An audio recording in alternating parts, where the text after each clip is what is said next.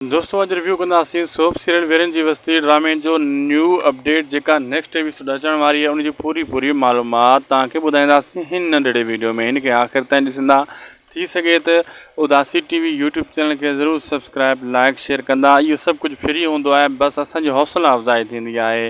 हलूं था अपडेट जी तरफ़, तव्हांजो घणो टाइम न वेस्ट न कंदासीं। दोस्तों असल में जेको आहे तव्हां ॾिठो पोइ इन किस्तनि में जंहिंमें मल्हार बि मोटी आयो ऐं शामिर खे शहरोज़ असर हक़ीक़त बि ॿुधाए छॾी त बाबा रुख़सार बेगम तुंहिंजी सॼण न आहे, लेकिन शामिर उन ते एतबार न कयो। हाणे अॻिते हली शामिर वीचार बि कंदो ऐं थी सघे थो त बाद में शिरोज़ जे चवण ते एतबार बि करे। बहरहाल तेसीं ताईं मथां देरि न थी वञे ऐं शामिर खे थोरो घणो नुक़सानु न थी पए रुख़सार जी शैताननि खां। ऐं छो त ड्रामो ई अहिड़े क़िस्म जी कहाणी लिखियलु आहे ऐं शिरोज़ अॻिते हली तौबा ताइब ज़रूरु थींदो दोस्तों, ऐं शामिर सां ई वफ़ा कंदो, रुख़सार सां न कंदो। मां तव्हांखे अॻे ई ॿुधायो हुयो, इहा हक़ीक़त आहे।